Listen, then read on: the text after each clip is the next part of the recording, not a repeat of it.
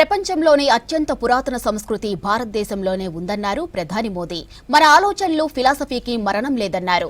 ఢిల్లీలోని విజ్ఞాన భవన్లో జరిగిన జైన మత ఆధ్యాత్మిక గురువు ఆచార్య శ్రీ విద్యానంద్ జీ మహారాజ్ శత జయంతి వేడుకల్లో పాల్గొన్నారు. తత్వశాస్త్రానికి మూలం ఆచార్యులు ఋషులేనన్నారు. 100 ఏళ్ల జయంతి సందర్భంగా ఆచార్య విద్యానంద్ పేరుతో స్మారక నాణేలు ఆవిష్కరించారు ప్రధాని మోదీ.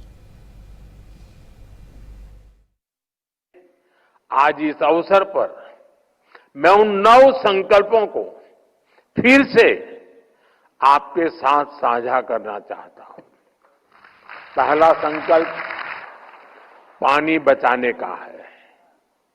एक एक बूंद पानी की कीमत समझनी है। ये हमारी जिम्मेदारी भी है और धरती मां के प्रति फर्ज भी। दूसरा संकल्प एक पेड़ मां के नाम।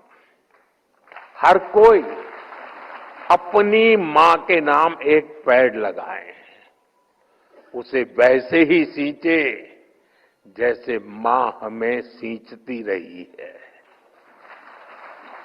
हर पेड़ मां का आशीर्वाद बने। तीसरा संकल्प स्वच्छता का। साफ सफाई सिर्फ दिखावे के लिए नहीं, ये भारत की अहिंसा है। हर गली, हर मोहल्ला, हर शहर स्वच्छ हो। हर किसी को इस काम में जुटना है। चौथा संकल्प वोकल फॉर लोकल। जिस चीज में किसी भी भारतीय का पसीना हो,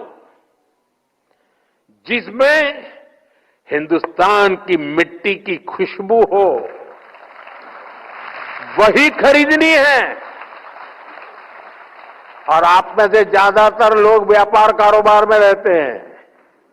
आपसे मेरी विशेष अपेक्षा है, अगर हम व्यापार में हैं तो हमें अपनों के बनाए सामान को ही प्राथमिकता से बेचना है।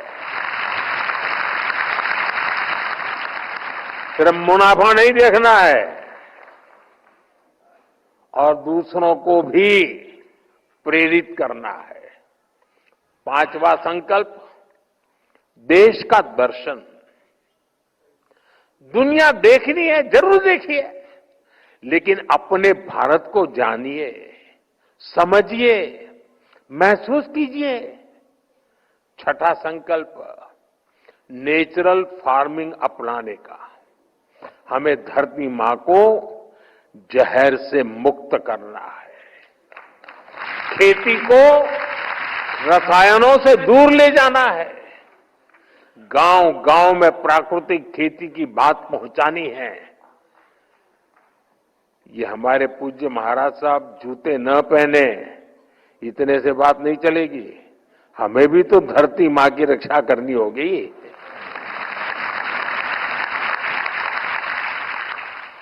सातवां संकल्प हेल्दी लाइफस्टाइल का। जो खाएं सोचकर खाएं।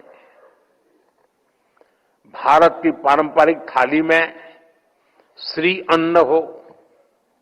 हमें भोजन में कम से कम 10% तेल भी कम करना है।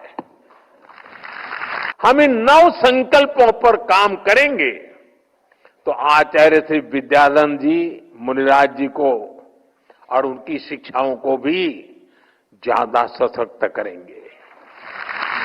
साथियों, भारत की चेतना को, हमारे संतों के अनुभवों को लेकर हमने देश के लिए अमृतकाल का विजन सामने रखा है।